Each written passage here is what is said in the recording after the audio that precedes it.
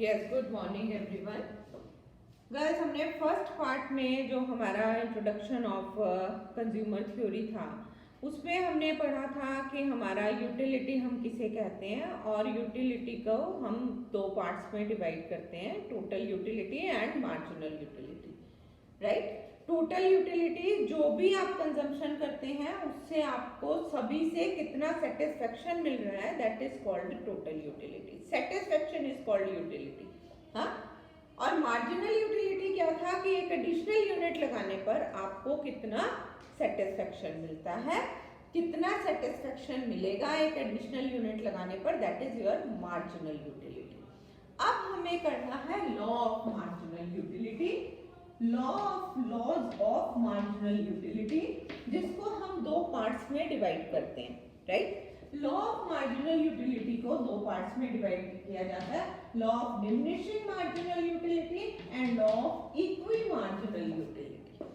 घटती सीमांत उपयोगिता का नियम, और दूसरा आपका है law of equi marginal utility यानी सम सीमांत उपयोगिता का नियम। Law of diminishing marginal utility हमने पहले भी एग्जांपल दिया था लास्ट लेक्चर में, तो आपने सुना था कि जैसे जैसे हम कंजम्पशन किसी भी चीज की इंक्रीज करते जाएंगे हमारी मार्जिनल यूटिलिटी कम होती जाएगी। एग्जांपल था, फर्स्ट आइसक्रीम आप खाते हैं तो आपको मैक्सिमम सेटिस्फेक्शन मिलता है। Right, second ice cream gives you less satisfaction, वो कम सेटिस्फेक्शन देगा। या बहुत प्यास लगी है, first glass of water gives you maximum satisfaction, whereas second glass of water it gives you less satisfaction. This is called law of diminishing marginal utility. मतलब क्या हुआ, जैसे जैसे आप कंजम्पशन बढ़ाते जाएंगे वैसे वैसे हमारा जो है यूटिलिटी, मार्जिनल यूटिलिटी कम होती जाएगी। इसी को law of diminishing marginal utility को हम लॉ ऑफ गॉसिन्स फर्स्ट लॉ भी कहते हैं। गॉसिन एक इकोनॉमिस्ट है जिन्होंने इस लॉ को प्रोपाउंड किया और उन्होंने इसे फर्स्ट लॉ का नाम दिया। फर्स्ट लॉ इसे इसलिए कहा गया क्योंकि यूटिलिटी को जब भी मेजर किया जाता है हम यूटिल में मेजर करते हैं। मैंने पहले भी आपको बताया था, जैसे first ice cream gives you satisfaction of 10 utils. Utils means कि आपको 10 यूनिट का सेटिस्फेक्शन। अब ये सेटिस्फेक्शन दे रहा है, अब आप इसे कैसे अज्यूम करेंगे ये आप पर डिपेंड करता है। हो सकता है कोई कहे मुझे 5 यूटिल का सेटिस्फेक्शन दे रहा है। Second ice cream it gives you 8 units का यानी आपको सेटिस्फेक्शन दे रहा है। तो जैसे जैसे आप नंबर ऑफ आइसक्रीम बढ़ाते जाएंगे हमारा यूटिलिटी कम होती चली जाएगी। इसी को हम law of diminishing marginal utility या फर्स्ट लॉ ऑफ गॉसिन भी कहते हैं। राइट, अब इसके केस में law of diminishing marginal utility की अगर हम अजम्पशंस की बात करेंगे, अजम्पशंस क्या होंगी, अजम्पशंस में क्या मतलब हो गया कि ये एप्लीकेबल कहाँ होगा, ये लॉ कहाँ एप्लीकेबल होगा, अगर हम जो भी कंजम्पशन कर रहे हैं वो कंटिन्यूअस कंजम्पशन होना चाहिए। कंटिन्यूअस कंजम्पशन का क्या मतलब है, अब प्यास मुझे लगी है, मैंने 1 गिलास पानी पी लिया, बहुत सेटिस्फेक्शन मिला मुझे, मेरी मार्जिनल यूटिलिटी बहुत हाई हो गई क्योंकि मुझे बहुत प्यास लगी थी। राइट, अब सेकेंड ग्लास ऑफ वाटर अगर आप इमीडिएटली मुझे कोई दे देगा तो मेरी सेटिस्फेक्शन लेवल कम हो जाएगा। ठीक है ना, कम सेटिस्फेक्शन मिलेगा। लेकिन अगर मेरे को 1 घंटे बाद कोई अगर वो देगा तो क्या होगा, फिर से हो सकता है मुझे उससे भी ज्यादा सेटिस्फेक्शन मिले जो फर्स्ट यूनिट से मेरे को मिल रहा था। समझो बात को, मेरा क्या कहने का मतलब है, law of diminishing marginal utility तभी एप्लीकेबल होगा अगर हम ये कहेंगे कि कंटिन्यूअस कंजम्पशन हम कर रहे हैं। एक रसगुल्ला खाया, उसके बाद सेकंड खाया, उसके बाद थर्ड खाया, उसके बाद फोर्थ खाया, तब आपकी यूटिलिटी कम होती जाएगी। लेकिन आप फर्स्ट अभी खा रहे हो, आधे घंटे बाद आप दूसरा खाओगे, उसके 2 घंटे बाद थर्ड खाओगे, तो मार्जिनल यूटिलिटी कम होगा, ऐसा नहीं कहा जा सकता। तो क्या है, कंटिन्यूअस कंजम्पशन होना चाहिए जिससे जो है हम इजीली इसे कंटिन्यूअस कंजम्पशन जिससे हम इजीली इसे मेजर कर सकें। शेप सेम होना चाहिए, साइज सेम होना चाहिए, आपका वेट सेम होना चाहिए, मेजरमेंट सेम होना चाहिए, तभी जो है हम किसी भी चीज को मेजर, मार्जिनल यूटिलिटी को मेजर कर सकेंगे। अब एक एग्जांपल लीजिए, आपको बहुत भूख लगी थी, किसी ने इतना सा फुल्का आपको लाके दे दिया, इतनी सी चपाती आपको ला करके दे दी, लो भैया फर्स्ट चपाती, क्या होगा, आपको सेटिस्फेक्शन तो मिलेगा लेकिन बहुत ज्यादा सेटिस्फेक्शन हमें नहीं दिखाई देगा। अगर हम ये कहें कि सेटिस्फेक्शन जो है अगर सेकंड चपाती वो देगा तो हमारे पास इतनी बड़ी चपाती ले आएगा, हम सेटिस्फेक्शन को मेजर नहीं कर पाएंगे। सेटिस्फेक्शन को मेजर तभी किया जाएगा जब हमारा सेम शेप होगा, सेम साइज होगा, सेम वेट होगा किसी भी चीज का, तभी जो है हम उसे मेजर आसानी से कर सकेंगे। फिर आपके इनकम में भी कोई चेंज नहीं आना चाहिए, इनकम भी सेम होना चाहिए, प्राइस भी सेम होना चाहिए। अब प्राइस सपोज कर लो कि फर्स्ट जो ग्लास ऑफ वाटर है या फर्स्ट ग्लास ऑफ मिल्क जो है वो आपको कोई 1 रुपए में दे रहा है, आपको सेटिस्फेक्शन बहुत ज्यादा मिलेगा। और next glass of water milk जो है वो आपको कह रहा है कि वो 50 रुपए में देगा, आपकी कंजम्पशन यूटिलिटी में चेंज हो सकता है। फर्स्ट वो 50 में दे रहा है, नेक्स्ट वो 1 रुपए में देगा, आपकी यूटिलिटी में चेंज हो सकता है। तो आपको अगर डिमिनिशिंग मार्जिनल यूटिलिटी की हम बात करेंगे तो हमारी इनकम में कोई चेंज नहीं होना चाहिए, प्राइस में कोई चेंज नहीं होना चाहिए, शेप में कोई चेंज नहीं होना चाहिए, ना हमारे साइज में, ना हमारे वेट में, और हमारा जो है कंटिन्यूअस कंजम्पशन हमें देखने को मिलना चाहिए। ये कुछ assumptions है जिसके बेसिस पर हम कहते हैं law of diminishing marginal utility, यानी कहां पर एप्लीकेबल होगा, कब एप्लीकेबल होगा। अब गर्ल्स यहाँ पर जो हमारा मेन पॉइंट है, अब हम इसे मार्जिनल यूटिलिटी को, डिमिनिशिंग मार्जिनल यूटिलिटी को हम एक टेबल और फिगर के थ्रू हम एक्सप्लेन करने की कोशिश करेंगे। यहाँ पर आपने नंबर ऑफ आइसक्रीम्स ले लिया, रसगुल्ला ले लें, आप कुछ भी लें, जो आप मैंगोज लें, एप्पल्स लें, anything what you want to like it. यहाँ पर आपने marginal utility, number of ice creams जैसे जैसे बढ़ती जाएंगी, यानी जैसे जैसे कंजम्पशन अगर हमारी इंक्रीज करेगी तो हमारी मार्जिनल यूटिलिटी जो है वो हमारी फॉल करने लगेगी। जैसे जैसे कंजम्पशन बढ़ेगी, पहला आइसक्रीम लिया, सेकंड लिया, थर्ड, फोर्थ, फिफ्थ, जैसे जैसे कंजम्पशन बढ़ती जा रही है मार्जिनल यूटिलिटी कम होती जाएगी। 5 4 3 2 1, राइट, 10 8 6 4 2, कुछ भी आप लेंगे और सेम रेशो से हम इसे चेंज करता हुआ दिखाई देगा। अब इसी को हम प्लॉट करेंगे एक फिगर में। यहाँ पर आपने नंबर ऑफ आइसक्रीम्स ले लिया और यहाँ पर आपने मार्जिनल यूटिलिटी ले लिया। क्या मैंने कहा, दोनों में इनवर्स रिलेशन है, अगर कंजम्पशन इंक्रीज करेगा तो मार्जिनल यूटिलिटी फॉल करेगा। मार्जिनल यूटिलिटी अगर MU है तो कंजम्पशन OC है, राइट। अगर मार्जिनल यूटिलिटी कम हो जाती है तो कंजम्पशन बढ़ती है तो मार्जिनल यूटिलिटी कम हो जाएगी, दोनों में इनवर्स रिलेशन। ये downward sloping curve, this shows that this is diminishing marginal utility, यानी हमारी घटती हुई सीमांत उपयोगिता का नियम यहाँ पर लागू हो रहा है। उसका रीजन क्या है, क्यों, क्योंकि यहाँ पर जैसे जैसे कंजम्पशन बढ़ती जाएगी वैसे वैसे हमारी मार्जिनल यूटिलिटी फॉल करती जाएगी। Is it okay? अब लेकिन यहाँ पर जब हम लॉ की बात कर रहे हैं तो इसमें कुछ एक्सेप्शंस भी हैं। एक्सेप्शंस का मतलब क्या है कि ये कहाँ पर लागू नहीं होता है, कहाँ पर लागू नहीं होता है।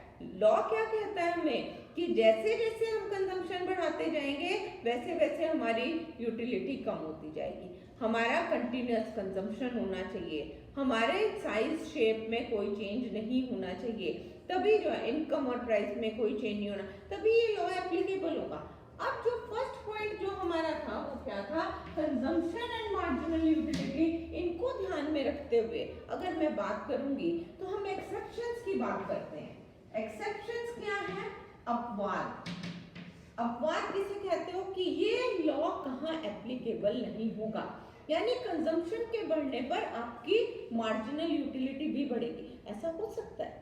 हाँ? अब माइजर्स के केस में अगर मैं बात करूं, यानी कंजूस व्यक्तियों के केस में, कंजूस व्यक्तियों के केस में क्या होगा कि अगर हम पैसा जोड़ते जा रहे हैं, हमारा और जो है उसमें हम एड ऑन करना चाहेंगे, क्यों, क्योंकि हमारा लालच बढ़ता जा रहा है, क्योंकि हम कंजूस हैं, अपना पैसे को जमा कर रहे हैं, तो जमा करने पर हम और पैसा जमा करना चाहेंगे, और पैसा जमा, यूटिलिटी कम नहीं होगी, आपकी संतुष्टि कम नहीं होगी, आपका सेटिस्फेक्शन लेवल कम नहीं होगा। क्यों नहीं कम हो रहा? पैसा जोड़ना चाहते हैं, और पैसा जोड़ना चाहते हैं। इन केस ऑफ बुक्स या पोएम्स, आप कोई भी बुक पढ़ना शुरू करते हैं, कोई नॉवल पढ़ना शुरू करते हैं, हम क्या है फर्स्ट पेज पर और क्यूरियोसिटी बढ़ेगी, नेक्स्ट पर और ज्यादा चैप्टर पर हमारी क्यूरियोसिटी बढ़ेगी।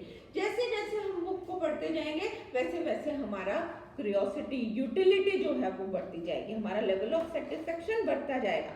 हम खत्म नहीं कर देंगे, कम नहीं कर देंगे उसको। तो ये हमारे यानी बहुत सारे ऐसे केसेस हो सकते हैं। फिर आपका आ सकता है रेयर थिंग्स। रेयर थिंग्स क्या है? जो बहुत मुश्किल से चीजें मिलती हैं, क्यूरियस थिंग्स, हाँ, जो मुश्किल से मिलती हैं। अब कुछ लोगों को कॉइन्स कलेक्ट करने का शौक होता है, कुछ को स्टैम्प्स कलेक्ट करने का शौक होता है, हाँ, अब वो बहुत मुश्किल से मिलती हैं। जैसे जैसे वो मिलेंगी आपकी क्यूरियोसिटी और बढ़ती जाएगी कि मुझे और ज्यादा इसमें ऐड ऑन करना है, मुझे और ज्यादा इसमें इंक्रीज करना है। फिर ड्रंकर्स के केस में, ड्रंकर्स हैं या स्मोकर्स हैं, जो शराब पीने वाला व्यक्ति है वो एक पैग लेगा, उसके बाद उसे लगेगा एक और लिया जाए, एक और लिया जाए। जैसे जैसे उसकी कंजम्पशन बढ़ेगी उसकी यूटिलिटी बढ़ती जाएगी। स्मोकर एक सिगरेट स्मोक करेगा, उसके बाद सेकंड लेगा, थर्ड लेगा, जैसे जैसे वो पीता जाएगा उसकी क्यूरियोसिटी बढ़ती जाएगा, उसका लेवल ऑफ सेटिस्फेक्शन बढ़ता जाएगा।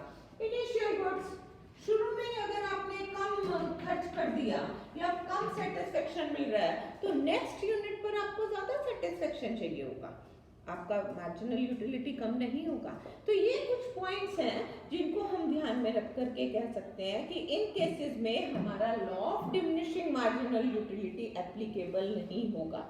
और वो क्या कहता है कि जैसे जैसे कंजम्पशन बढ़ेगी, किसी चीज का हम ज्यादा उपयोग करेंगे तो हमारी मार्जिनल यूटिलिटी जो है वो कम हो जाएगी। लेकिन एक्सेप्शन क्या कहते हैं कि कंजम्पशन अगर हम ज्यादा करेंगे तो हमारी मार्जिनल यूटिलिटी बढ़ती जाएगी। This is all about your diminishing marginal utility, or we can say that it is the first law of Gaussian which shows that there is inverse relation between consumption and marginal utility.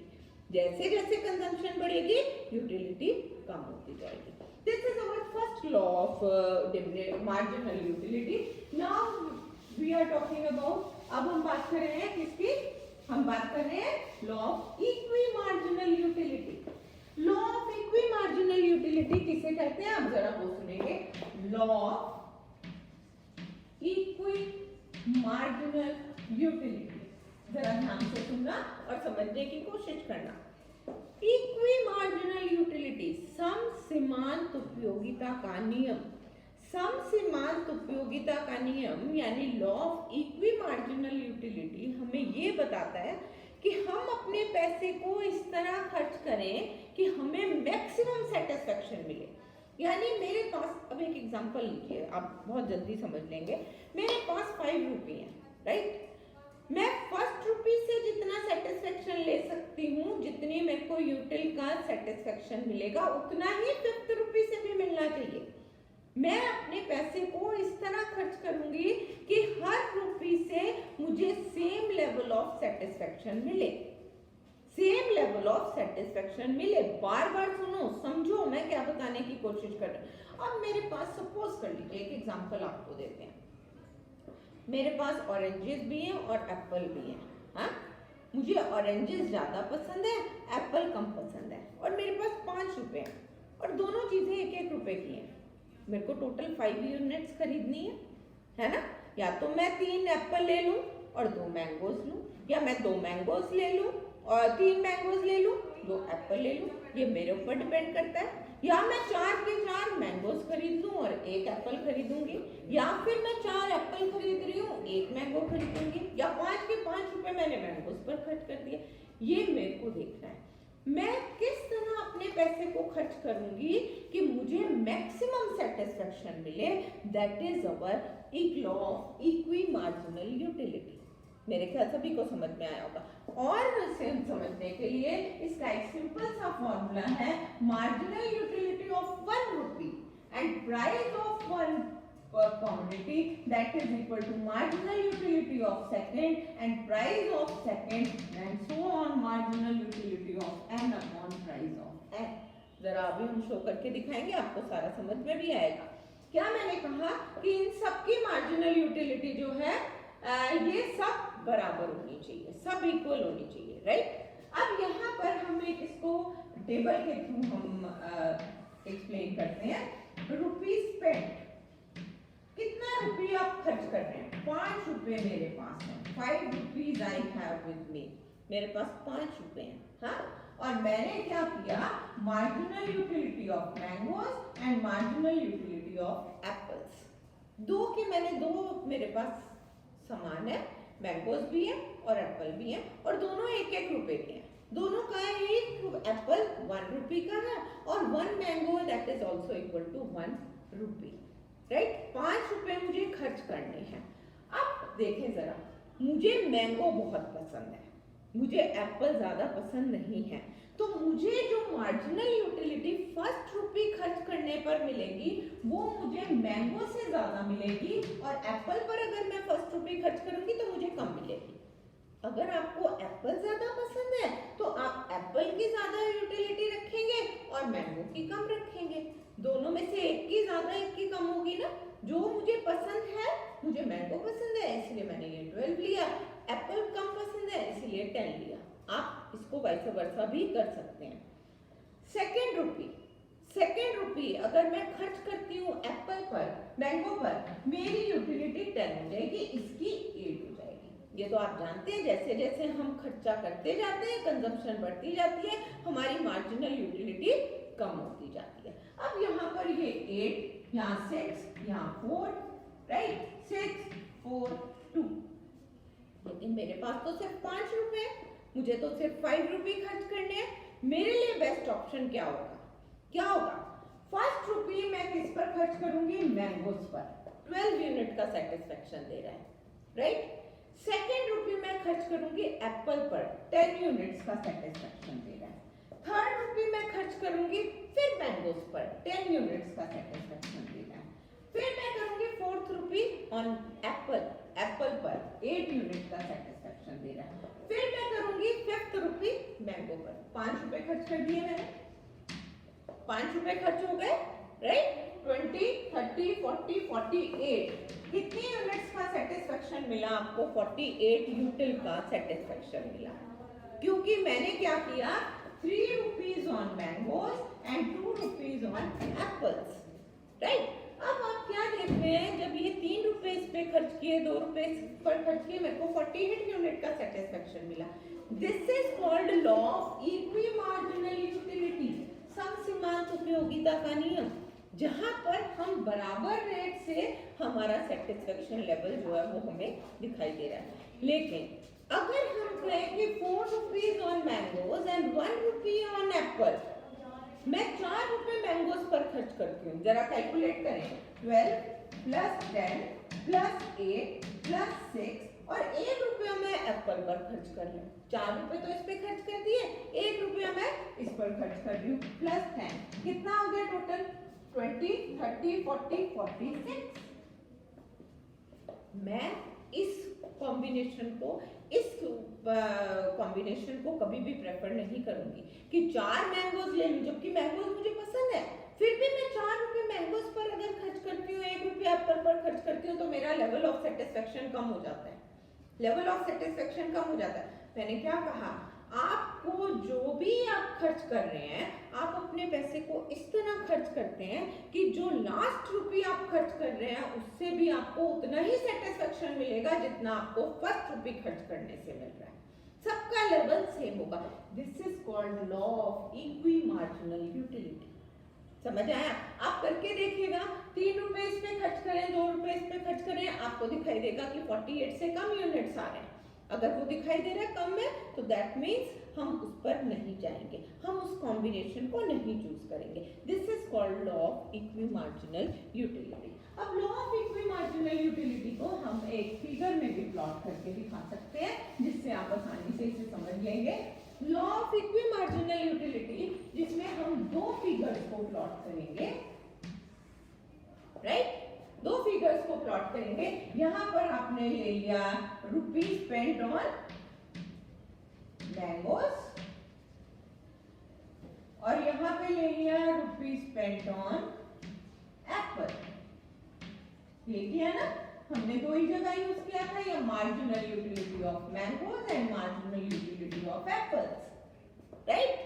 आप क्या देख रहे हैं, जैसे जैसे हमारी mangoes एक बढ़ेगा तो दूसरा कम होता जाएगा, यही है ना, राइट। यहाँ पर भी जैसे जैसे यही वाला हम लेंगे यहाँ पर होगा और ये कम होता जाएगा, राइट, ये और ऊपर चढ़ गया, राइट।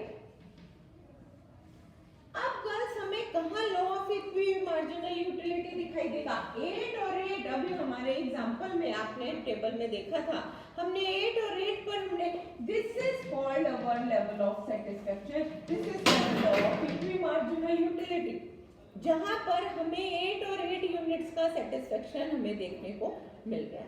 अभी हमने किया था 3 rupees on mangoes and 2 rupees on apples, तभी जो है law of equi marginal utility जो है वो हमारा एप्लीकेबल होगा। मेरे ख्याल ये भी सभी को क्लियर हो गया। नेक्स्ट हमारा लास्ट पॉइंट इस चैप्टर का, जिसमें हमें करना है modern statement of the law. Modern statement, modern economist हमारे इस लॉ के बारे में क्या कहते हैं, जरा आप उसे सुनेंगे। मॉडर्न स्टेटमेंट क्या है, modern statement of the law क्या कहता है, जरा देखिए। आपने law of equi marginal utility में जो हमने पढ़ा उसमें हमने क्या देखा, दो चीजें हमने देखी। हमने कहा था marginal utility of one item and price of one, the ratio of these two must be equal to marginal utility of second rupee and price of second and marginal utility of third rupee and price of third item, ये they are all must be equal, right, in case of law of equi marginal utility. But what about modern statement of the law? Right, एक और important बात, जो हमारा law of equi marginal utility है, it is also called second law of Gossen का second law जो है वो हमारा law of equi marginal utility है, और जबकि फर्स्ट लॉ जो है वो हमारा law of diminishing marginal utility है। अब यहाँ पर जो मॉडर्न स्टेटमेंट की हम बात कर रहे हैं, मॉडर्न स्टेटमेंट में marginal utility of a product apple अगर हम ले रहे हैं, and price of apple that is equal to marginal utility of bananas and price of bananas, इसी तरह एप्पल, मैंगो, बनाना सब जो है दे आर इक्वल टू 1 होना चाहिए, सब इक्वल टू 1 होना चाहिए, राइट। जरा जरूरी सॉरी 1 नहीं होना चाहिए, they all must be equal to marginal utility of N and price of N. जरा आप एक एग्जांपल देकर आपको समझाने की कोशिश करती हूँ। अब सपोज कर लीजिए आप एप्पल खरीदने के लिए गए, 10 रुपी प्राइस होने पर, प्राइस अगर 10 रुपी है तो आपकी मार्जिनल यूटिलिटी 20 रुपी है, राइट। क्या हमारा निकला 20/10 that is equal to 2, right. ये हम बात कर रहे हैं in case of price of apple and marginal utility of apple के बारे में। अगर हम बनानास की बात करते हैं तो बनानास जो है वो हमारे 5 रुपी है and marginal utility of banana that is equal to 10। कि हम कितना परचेज कर रहे हैं, 10 बनानास खरीद रहे हैं, that is also equal to 10/5 that is equal to, right, that is also equal to 2। सबकी रेशियो सेम है, एप्पल लो, बनाना लो, मैंगोस लो, सबका यूनिट जो है वो हमारा सेम आना चाहिए। हमारे पास क्या आ गया, marginal utility of apple and price of apple that is equal to marginal utility of bananas and price of banana, they are all equal, सब बराबर होने चाहिए, सब 2 के बराबर आ रहे हैं, और अगर हम लेंगे तो वो भी हमारे सब 2 के इक्वल आएंगे, राइट। तो ये हमारा क्या है, law, modern statement of the law है, जो हमें ये बताता है कि मार्जिनल यूटिलिटी को, यानी हम इस तरह अपने पैसे को खर्च करना चाहते हैं जिसमें हम ये कहते हैं कि हमें मैक्सिमम सेटिस्फैक्शन की जरूरत है, right. Last point of this topic is importance of the modern statement of the law। अब क्या महत्व है अगर हम बात करें, हम why we are studying about all these law of diminishing marginal utility, law of equi marginal, why हम क्यों पढ़ाई पढ़ रहे हैं इसको, क्यों मॉडर्न इकोनॉमिस्ट जो है इस पर स्ट्रेस दे रहा है कि हमारी सभी की मार्जिनल यूटिलिटी जो है वो हमारी सेम होनी चाहिए। उसका रीज़न क्या है? उसका रीज़न है कि कंजम्पशन करने के लिए हमारे पास एक वो होना चाहिए कि हम क्यों कंज्यूम करना चाहते हैं। मुझे बहुत तेज भूख लगी है और मेरी कैंटीन में समोसा भी अवेलेबल है, पिज़्ज़ा भी अवेलेबल है, बर्गर भी अवेलेबल है, सब कुछ अवेलेबल है मेरी कैंटीन में, और मेरे पास सिर्फ 10 रुपये हैं और हर आइटम कॉस्ट 10 रुपीज़, हर आइटम की कॉस्ट 10 रुपये है। मैं क्या चीज़ लेना पसंद करूंगी जिससे मुझे सबसे ज़्यादा सेटिस्फेक्शन मिले? मुझे सबसे ज़्यादा सेटिस्फेक्शन कब मिलेगा? जब मैं 10 रुपये में से एक पिज़्ज़ा जो है वो लूँगी तो मुझे ज़्यादा सेटिस्फेक्शन मिलेगा। अगर कोई मुझे समोसा ऑफर करेगा तो मुझे कम सेटिस्फेक्शन मिलेगा। मैं अपने 10 रुपये को इस तरह खर्च करना चाहूँगी कि मुझे मैक्सिमम सेटिस्फेक्शन मिले। तो कंजम्पशन करने के लिए हमारे पास यूटिलिटी का होना बहुत ज़रूरी है। अगर यूटिलिटी, मुझे पता है यूटिलिटी क्या है, what is utility? That is satisfaction, संतुष्टि को हम यूटिलिटी कहते हैं। कितना सेटिस्फेक्शन आपको कंज्यूम करके मिलता है, कितना सेटिस्फेक्शन आप ले सकते हैं किसी भी चीज़ से, उसी को हम यूटिलिटी कहेंगे। अब यानी कंजम्पशन के लिए अगर एक्सचेंज आपको करना है, एक्सचेंज का क्या मतलब हो गया? जो कम यूटिलिटी चीज़ हमें देती है, हमें उसको एक्सचेंज करके हायर यूटिलिटी वाली चीज़ पर जाना है। मैंने वो समोसे को इग्नोर कर दिया, मैंने किसकी तरफ गई? मैं पिज़्ज़ा की तरफ। क्यों? क्योंकि 10 रुपये में समोसा था, 10 रुपये में पिज़्ज़ा था, राइट? तो मेरा लेवल ऑफ सेटिस्फेक्शन हाई कहाँ पर होगा? जब मैं पिज़्ज़ा ऑर्डर करूँगी, राइट? इसी तरह डिस्ट्रीब्यूशन में भी है। जब प्रोड्यूसर जो डिस्ट्रीब्यूशन करता है वो क्या देखता है? उसको सेटिस्फेक्शन ऑफ लेवल हाई उसका कहाँ होगा? जहाँ कॉस्ट ऑफ प्रोडक्शन कम होगी। अगर कॉस्ट ऑफ प्रोडक्शन कम होगी तो वो ज़्यादा से ज़्यादा जो है लोगों को हायर करेगा, ज़्यादा से ज़्यादा जो है इन्वेस्टमेंट करेगा, ताकि जो है उसका लेवल ऑफ सेटिस्फेक्शन बहुत हाई हो सके। ये हमारा पूरा चैप्टर था गर्ल्स, जिसमें हमने पूरा यूटिलिटी का कार्डिनल यूटिलिटी एनालिसिस को हमने 1 बाय 1 इसको पढ़ा। आप सभी के जितने भी लॉज आप बताएंगे उन लॉज को एक्सप्लेन करने के लिए आपको क्या करना होगा? सबसे पहले आपको डिफाइन करना होगा, ऑब्वियस है, एग्जाम्पल के साथ आपको बताना होगा। उसके एजम्पशंस ज़रूर बतानी होगी। एजम्पशंस क्या है कि ये लॉ कहाँ कहाँ एप्लीकेबल होता है। जैसा अभी मैंने आपको बताया, law of diminishing marginal utility वहाँ एप्लीकेबल होता है जहाँ पर हम कंटिन्यूस कंजम्पशन करते हैं, या फिर हम जहाँ पर same size, same shape, same weight सब चीज़ों को लेते हैं, इनकम सेम रहेगी, प्राइस सेम रहेगा, तभी जो है हमारा law of diminishing marginal utility applicable होगा। या आप कहेंगे जहाँ पर कंजम्पशन के बढ़ने पर यूटिलिटी कम होती जाए, उसी को हम law of diminishing marginal utility कहते हैं। लॉ के बाद आप पूरा उसे फिगर और एक टेबल के थ्रू एक्सप्लेन करेंगे।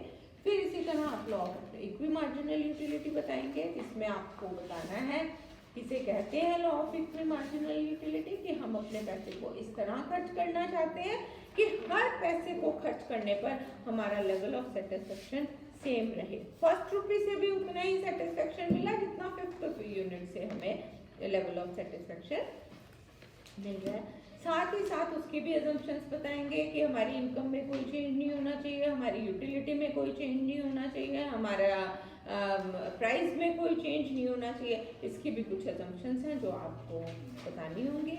और उसके बाद पूरा एक, जैसा अभी मैंने आपको टेबल के साथ पूरा शो करके दिखाया था, जिसमें आपको बताया था कि आपका मार्जिनल यूटिलिटी अगर 3 rupees on mangoes and 2 rupees on Apple if you spend, तो क्या होगा कि हमारा मार्जिनल यूटिलिटी जो है वो मैक्सिमम हमें मिलेगा। जबकि अगर 4 रुपये हम उस पर खर्च करते हैं मैंगोज पर और 1 रुपी ऑन एप्पल, तो हमारा यूटिलिटी जो है वो कम होगा। और लास्ट में आप modern statement of the law, जिसमें आप पूरा एग्जांपल दे करके ये एप्पल एंड बनाना या कोई भी आप एप्पल, बनाना, मैंगोज कोई भी आप लेकर के आप इसे एक्सप्लेन करेंगे, तो ये हमारा modern statement of the law है। तो इन सभी को आपको ध्यान से करना होगा। यही आपका पूरा चैप्टर है। इसको मैंने 2 पार्ट्स में आपके लिए रिकॉर्ड किया है ताकि आप आसानी से इसे समझ सकें। Thank you all.